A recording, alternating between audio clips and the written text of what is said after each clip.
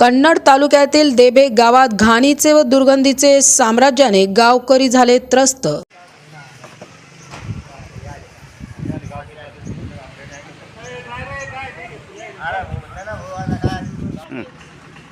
नमस्कार। आज आपण छत्रपती संभाजीनगर जिल्ह्यातील देवगाव सर्कलमधील देबे गाव या ठिकाणी आलो आहोत। या ठिकाणी ग्रामस्थांच्या काही समस्या आहेत, त्या समस्याबद्दल आपण थोडक्यात जाणून घेऊ।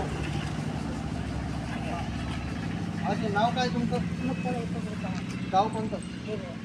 तुमच्या काय समस्या आहे? आम्हाला रस्ता नाही आहे, जायला नाल्या नाही चांगल्या, नाल्या नाल्या व्यवस्थित करून द्यायच्या। कधीपासून नाही त्या नाल्या खराब? पाणी जात नाही त्याच्यातून, पाणी जात नाही? नाही। मग तुम्ही हे सरपंचाकडे काही सांगितलं नाही का? किती सांगायचं? किती वेळा सांगितलं? 2-4 वेळा सांगितलं, म्हणजे त्यांनी काळजी घेतली नाही? नाही। म्हणजे नाल्या घाण आहे? नाल्या पाणी जात नाही। रस्ते द्यायचे गावाला चांगले। भाऊ नाव काय तुझं? एकदम विचारता येत नाही। आनंद साहेबराव पवार। तुमचं देबेगावचं प्रॉब्लेम काय आहे? आमच्या देवगावमध्ये तसं पाहिलं तर अनेक प्रॉब्लेम आहे। आणि काय प्रत्येक वेळेस निवडणुकीच्या टायमाला आम्हाला आपल्याला निवडणुकीचा विषय सांगण्याचे घ्यायचा नाही, तुमच्या समस्या काय आहे? आमच्या समस्या अशा आहे का गावातल्या नाल्या बिल्या रस्ते बिस्ते हे व्यवस्थित पाहिजे।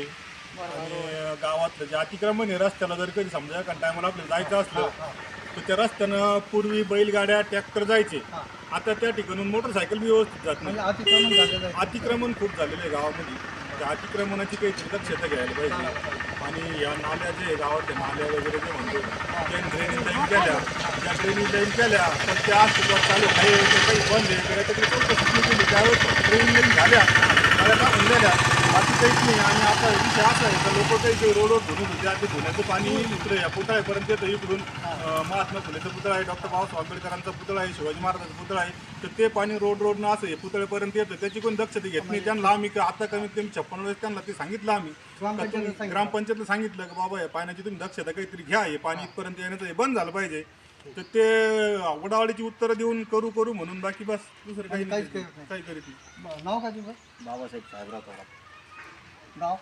देबेगाव, तालुका कन्नड, जिल्हा छत्रपती संभाजीनगर। आता यांनी जे समस्या सांगितल्या त्या समस्याबद्दल तुझं काय मत आहे? माझं मत हेच आहे, इथं सरपंच वेळेवर राहत नाही गावामध्ये। हां बाई ते जी घरवाली निवडून आली हां आणि ते स्वतः बिझनेस पाहते इथं, अच्छा कार्यक्रम तेच पाहते सगळे। सरपंच ग्रामसेवक ठेप्यावर राहत नाही इथं, अच्छा बोल। त्यांची वारंवार तक्रारही केली आम्ही, हां तिथे BDO साहेबाला भेटलो। हां BDO व्हिडिओने साहेब काय सांगितलं? BDO काय म्हणते, करून ये होई नाही, काही काही करीत नाही सगळे। हां हां हां अजून काय समस्या? ग्रामसेवक इथं रेग्युलर पाहिजे आम्हाला, बरं सरपंच पाहिजे, हां सरपंच बाई आहे तर बाईच पाहिजे इथे।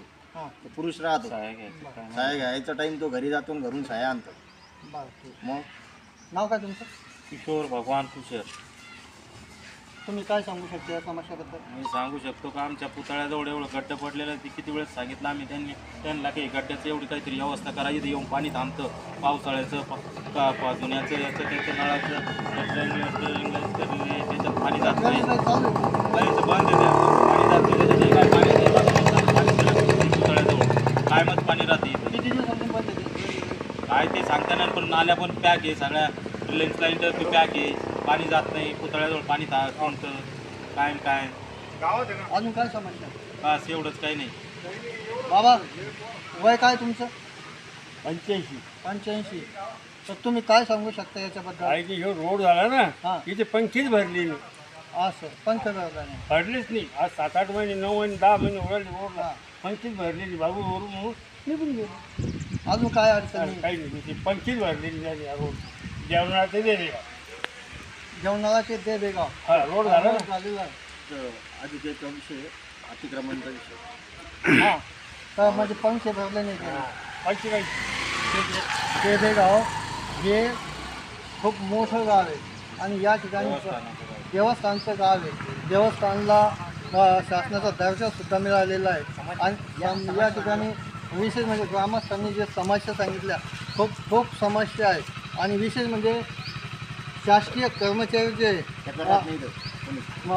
ग्रामसेवक ते या ठिकाणी राहत नाही असं सुद्धा ग्रामस्थांनी आपल्यासोबत सांगितलं आहे।